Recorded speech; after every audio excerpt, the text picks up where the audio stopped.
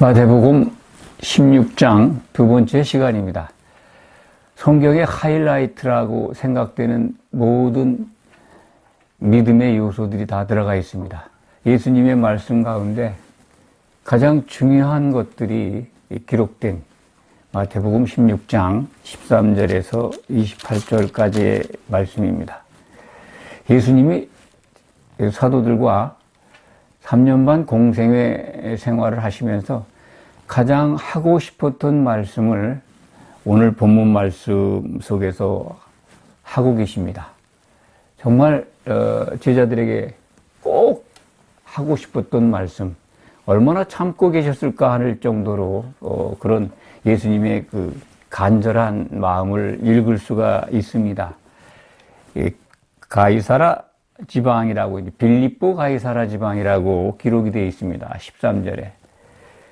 가이사라라는 말을 여러분들 다 기억하실 겁니다. 대리말로는 가이사죠. 황제입니다. 황제의 이름을 가이사라고. 가이사라.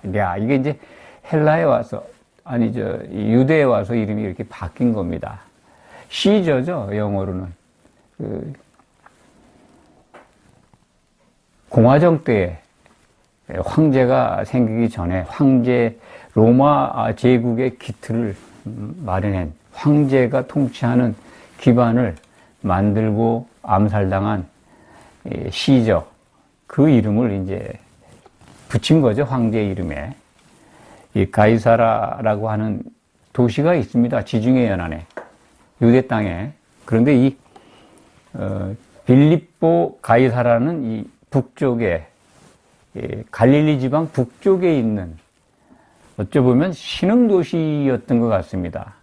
도시를 건설해서 도시를 좀 보완했거나 사람들을 이주해서 살게 하고 로마 황제 이름을 붙인 곳입니다. 그 지방으로 이제 여행을 간 것 같습니다. 사도들과. 예수님이 공생의 마지막 기간이기 때문에 어쩌면 사도들과 마지막 여행입니다. 수학여행이라고 보시면 됩니다.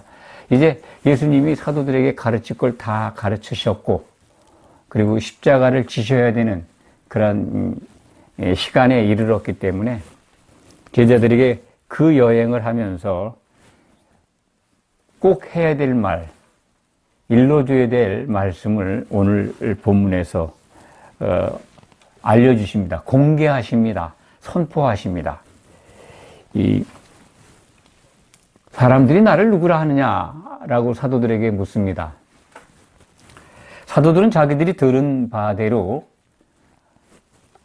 구약의 참 대선지자들이죠. 대선지자들의 이름을 대가면서, 또는 바로 예수님 직전에 예수님에게 물 세례를 준 세례 요한, 세례 요한이라고 사람들이 그렇게 부르기도 합니다. 세례 요한이 죽었는데 다시 살아났다, 그렇게 말하기도 합니다. 하면서 구약 시대에는 엘리야, 선지자의 대명사로 불리는 엘리야, 또 대선지자 중에 한 분인 예레미야라고 합니다. 그러니까 사도들의 의견을 묻습니다. 너희 생각이 중요하다. 너희는 나를 어떻게 생각하느냐 했을 때 수제자 시몬 베드로가 참으로 사람으로서는 할 수 없는 그런 고백을 합니다. 주는 그 그리스도이십니다. 구약 성경에 기록되어 있는 그 그리스도, 오신다고 약속된 그 그리스도입니다. 이 말씀은 그리스도라고 하는 건 기름 부음 받은 자죠. 기름 부음을 부음 받은 사람. 기름 부음을 받았다고 하는 것은 왕으로, 또는 선지자로, 또는 대제사장으로 기름을 부었습니다. 구약시대에. 그런데 그 그리스도는 바로 대제사장으로 제물이 되실 분입니다 라고 하는 고백입니다. 예수님은 유월절 어린 양으로 죽으러 오신 분입니다. 그렇게 고백한 겁니다. 그렇기 때문에 예수님이 그 고백을 듣고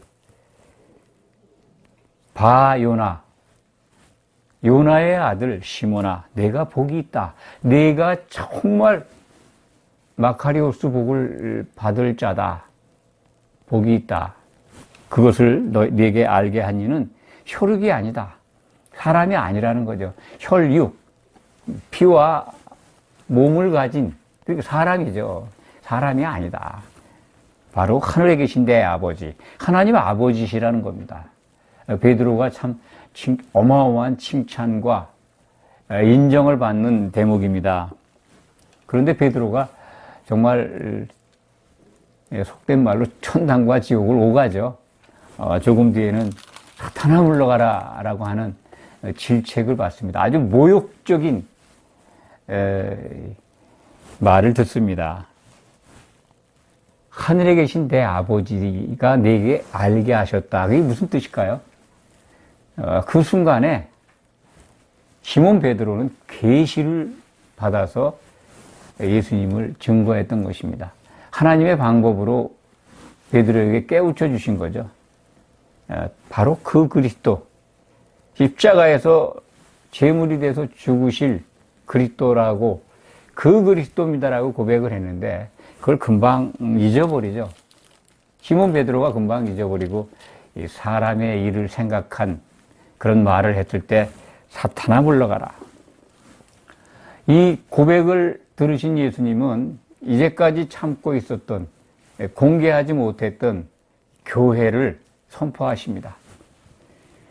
내가 네게 이르노니, 이 사도들이죠. 사도들의 대표인 베드로죠. 이걸 이제 카톨릭은 베드로에게 천국 열쇠를 주었다고 이제 그렇게 해석을 합니다. 아주 좁혀서.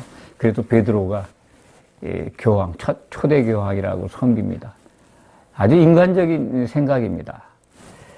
네게 이르노니 너는 베드로라. 너는 돌멩이다 그러죠.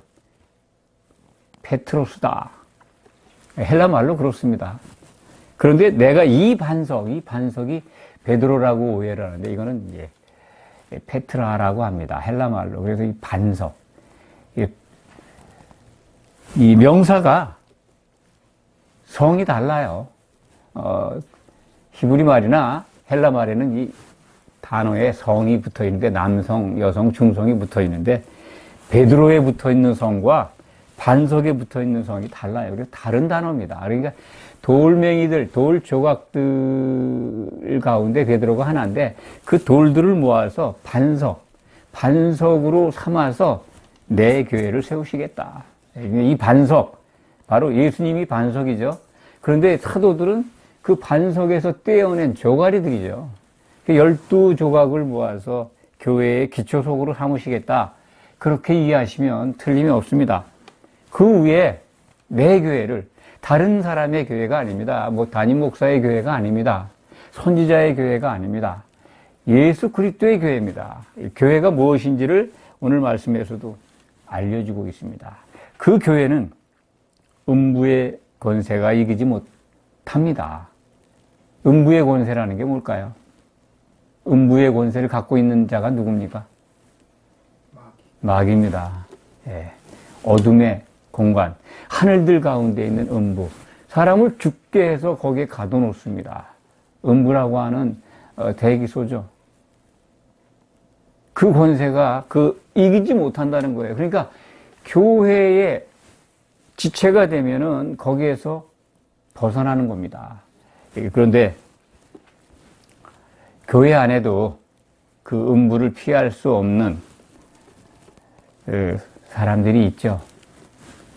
그러니까 이 온전한 교회가 아니면 음부의 권세에 휘둘립니다. 그것을 기억하시기 바랍니다. 19절 말씀을 보면 사도들에게 어마어마한 걸 주십니다. 반석을 삼아서 교회를 세우신다는 말도 이해할 수가 없는데 천국의 열쇠를 주신다고 선언합니다. 천국 열쇠, 하나님 나라에 들어갈 수 있는 키를, 여기 이제 열쇠가 이제 4개 주리니 그러면 베드로만 받은 걸로 하는데 열쇠 드립니다. 그러니까 여러 사도들에게 주신 거죠. 이 천국 열쇠라는 게 우리는 그동안 우리가 성경을 통해서, 성경의 말씀을 통해서, 설교를 통해서, 공부를 통해서 압니다.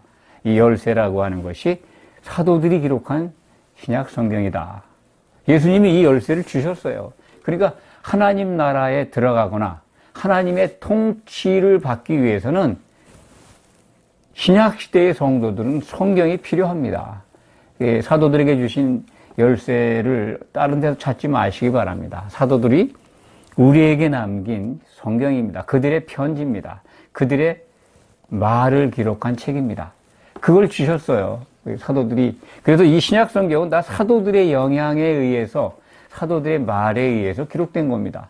물론 기록자, 인간 기록자들은 사도가 아닌 분도 있습니다. 그렇지만 뭐 대체적으로 마가복음을 기록한 마가복음은 마가는 사도가 아니죠. 크게 쓰임받은 제자이면 틀림없는데 12제자에 속한 분은 아닙니다. 그렇지만 마가에게 복음서를 쓰게 한, 그리고 마가의 아버지격으로 활동하신 베드로 복음이라고 하죠. 그래서 마가복음을. 누가복음을 기록한 누가도 사실은 유대인이 아니죠. 그분은. 그런데 성경을 기록했습니다. 누가는 사도행전도 기록했습니다. 그분은 바울이 순교하기까지 로마 감옥에서 끝까지 그 순간을 지켜본 바울의 수제자입니다. 바울의 말을 듣고 또 자기가 유대에 와가지고 예루살렘에 와서 예수님의 행적을 더 자세히 조사를 해서 기록을 했습니다. 그러니까 사도들의 영향에 의해서 신약 성경은 기록되어 있습니다. 그 열쇠를 지금 사도들이 받고 있습니다. 그래서 하나님의 계시나 예수님의 말씀들을 성령이 임한 다음에 사도들이 기억을 해서 이렇게 기록으로 남겼습니다. 그것이 바로 우리에게는 천국의 열쇠입니다. 천국 개념은 하나님의 통치를 받는 영역에 들어왔다는 겁니다. 그것이 하나님의 나라입니다. 하나님이 통치하는 것. 우리는 모든 인생은 하나님 통치를 받아야 합니다. 이 땅에서. 하나님의 통치를 받지 않고는 도무지 하나님을 만날 수가 없습니다. 그러니까 많은 인류 가운데 많은 사람들이 있지 않습니까? 전체 인류 가운데 하나님의 통치를 받는 사람들, 그게 하나님 나라에 들어온 겁니다. 그것은 하나님의 통치를 받기 위해서는 사도들의 말을 들어야 됩니다. 천국 열쇠를 가진 사람들에게 가야 됩니다. 그래서 그 말씀을 19절에 기록해 놓은 겁니다. 하늘에서 매이고 땅에서 땅에서 매면 하늘에서도 매이고 땅에서 풀면 하늘에서도 풀리리라 한 말. 참 어렵습니다. 이 부분이 이제 이거 참 그냥 쉽게 이거 땅에서 권세를, 사도들이 엄청난 권세를 받았구나. 하늘에서 땅에서 자기들이 뭘 하면 하늘에서도 풀린다. 그렇게 이해할 수 있는데 이 부분은 하늘들에서도 매인다. 이 하늘이 복수입니다. 그러니까 보이지 않는 하늘을 신약 성경, 특히 이제 이 에베소서에서 보면 이 하늘들이 이방 교회를 의미한다. 이렇게 보고 있습니다. 그러니까 베드로 외에 그 11제자, 11사도는 유대인에게 보내진 사도다. 나중에 합류하는 사도 바울은 이방인에게 보내주는 사도다. 그래서 베드로를 중심으로 한 11사도, 그 예루살렘이죠. 유대인에게 보낸 사도들. 그러면 이방인에게 하늘들로 표현된 그 공간, 지역이 거기에 세워지는 교회가 바로 이 하늘들에 속한 교회, 이방인들에게 전해질 복음을 의미한다. 그래서 유대인의 사도와 이방인의 사도를 미리 설명하신 겁니다. 그렇게 받아들이시기 바랍니다. 예수님은 교회를 세우신다고 선포하신 다음에 정말 하고 싶었던 말씀이죠. 그것도 내가 정말 이제 요나의 표적밖에 보여줄 게 없다라고 말씀하셨던 예수님이 이제 죽음과 부활을 처음으로 사도들에게 아주 구체적으로 설명을 하시는 겁니다. 요나의 표적으로 얘기했을 때도 사도들은 몰랐던 것 같습니다. 그때는 그러니까 그런 일이 일어나면 안 됩니다라고 이렇게 항변하지 않았죠. 내가 십자가를 지고 죽어야 돼. 그리고 제3일에 살아나야 돼. 십자가를 지기 전에 예루살렘에 가서 내가 엄청난 그 모욕과 수치를 받아야 되고, 그리고 십자가에서 결국 죽음의 고난을 받아야 되고, 그리고 만 3일 만에 살아나야 된다라고 말했을 때, 이게 바로 하나님의 일입니다. 반드시 예수님은 이 일을 하셔야 합니다. 그래야 하나님의 뜻이, 하나님의 목적이 이루어지기 때문에 초림하신 목적입니다. 십자가에서 피를 흘려야 합니다.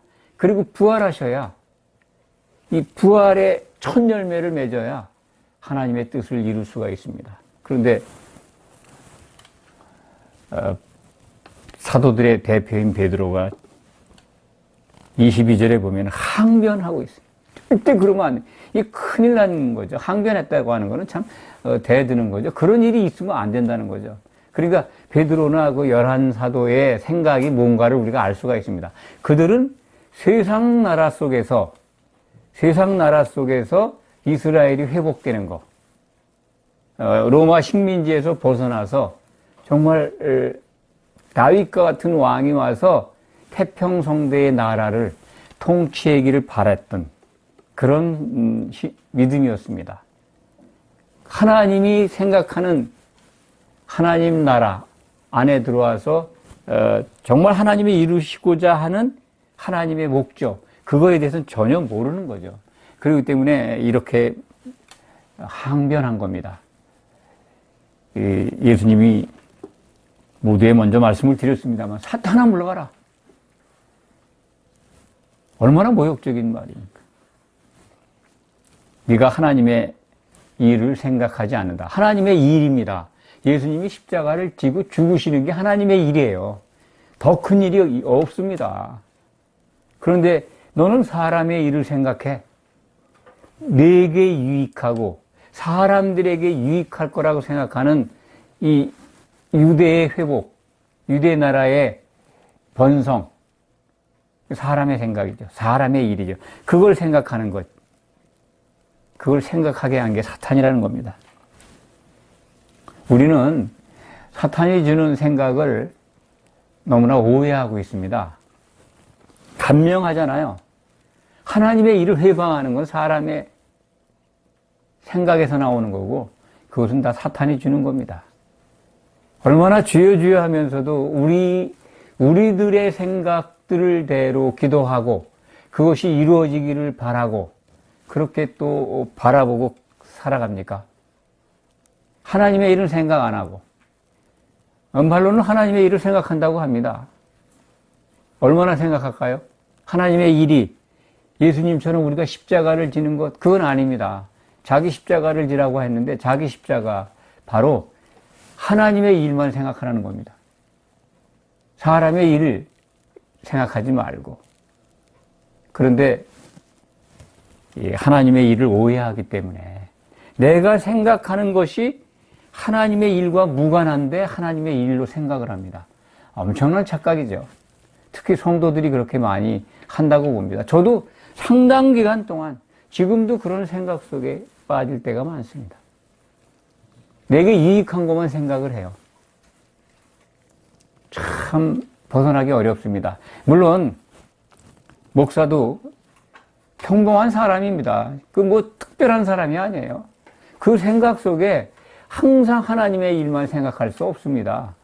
왜냐하면 마귀가 활동하고 있기 때문에 자꾸 사람의 일을 생각나게 하고 거길 빠지게 해요. 특히 이제 이 경쟁 관계, 이게 세상 살아가는 그 큰 원칙이요.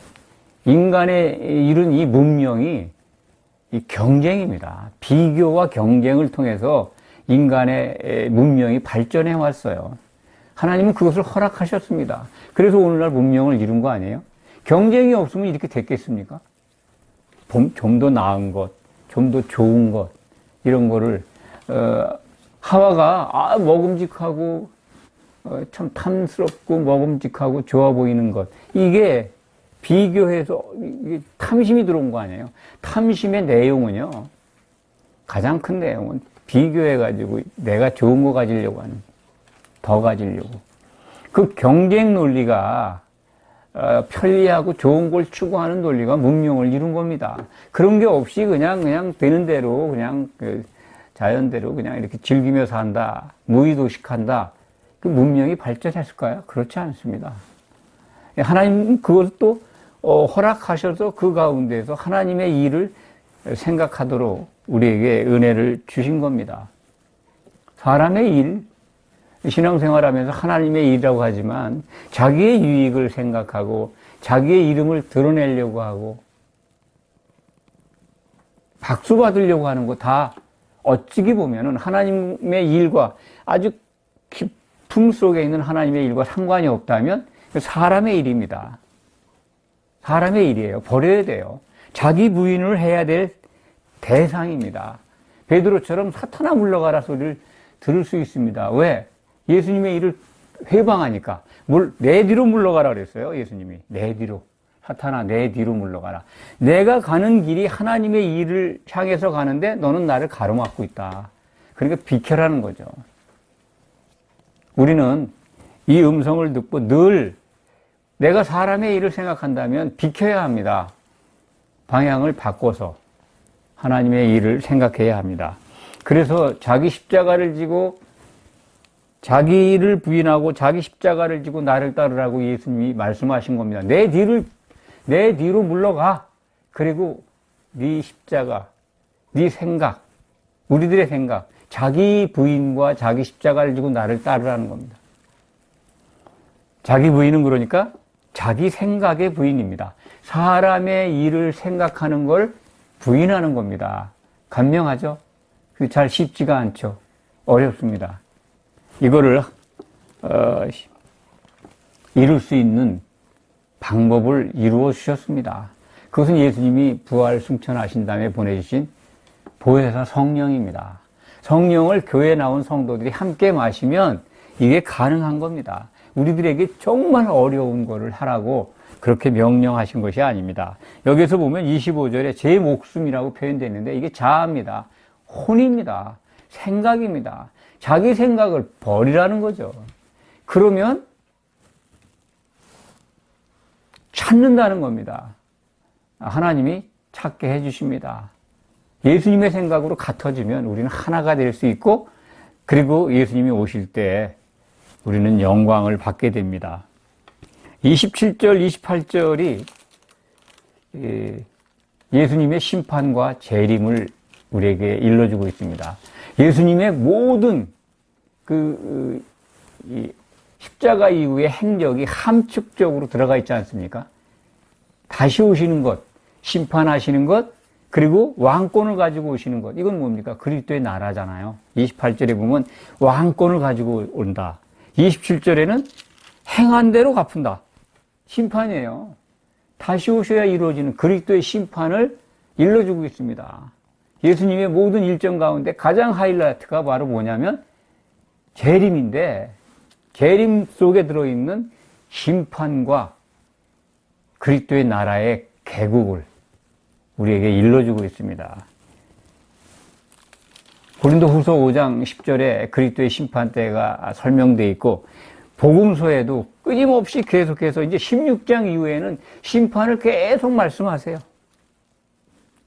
심판이다. 19장에는 아주 구체적으로 12사도들이 나하고 같이 앉아서 심판할 거라고 하는 말씀도 하시고 25장에 가면은 그 비유로다가 혼인잔치에 들어가고 못 들어가는 걸 설명하지 않습니까? 심판을 계속 말씀하세요. 그리고 심판 후에 있게 될 그리스도의 나라, 내 나라, 예수님이 말씀, 그 왕권, 다윗의 열쇠라고 그러죠. 그 열쇠를 가지고 오십니다. 그 열쇠는 그리스도의 심판대에서 통과한 사람들을 미리 받아가지고 혼인잔치에 들어가는 거죠. 그러면 그리스도의 나라에 들어가는 겁니다. 성경의 하이라이트, 제목을 제가 그렇게 붙여봤습니다. 성경의 하이라이트는 예수님이 십자가를 지고 죽고 부활하시고 승천하시고 또 재림하시는 세 가지가 다 들어있는데 그 중에 가장 으뜸이 되는 하이라이트는 성도들에게 소망을 주는 하이라이트는 이제 성도라면 십자가를 인정한 거고 예수님의 부활을 받아들인 거고 성도들이 이제 정말 소망을 갖고 기다리는 건 예수님의 재림 아닙니까? 재림이 성경의 하이라이트입니다. 그래야 혼인잔치도 이루어지고 우리에게 정말 소망이 있는 그 영광의 혼인잔치, 그리고 그리스도의 나라에서 주님과 더불어 천년 동안 통치하는 영광, 그것을 다 누리게 됩니다. 이게 우리 성도들이, 교회에 들어와 있는 우리들이 바라봐야 될 소망이지 않습니까? 이것이 위로입니다. 참 우리는 참 대재앙이라고 그러죠. 인류에게 닥친 이 전염병, 코로나 전염병 때문에 정말 힘들고 어렵습니다. 그렇지만 교회에 들어와 있는 성도들은 얼마든지 위로를 받을 수 있습니다. 이게 위로입니다. 주님이 다시 오시면 우리에게 소망이 있고, 그러면 하나님이 약속하신 모든 것을 우리가 받고 누리게 된다. 이게 진짜 진정한 소망 아니겠습니까? 이 소망을 바라보시기 바랍니다. 기도하겠습니다.